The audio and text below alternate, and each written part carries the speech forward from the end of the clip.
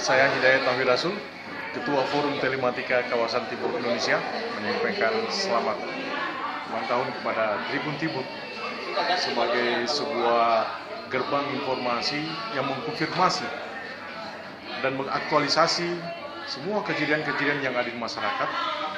Dan kami berharap Tribun menjadi penentu arah daripada bangsa ini, masyarakat kita Sulsel ke depan, agar masyarakat Sulsel dapat mengkonsumsi informasi yang layak untuk menjadi bahan referensi di tengah ketika kita mengalami sebuah blunder informasi, kita mengalami sebuah banjirnya informasi lewat media sosial, dan kita membutuhkan media besar sebagai referensi.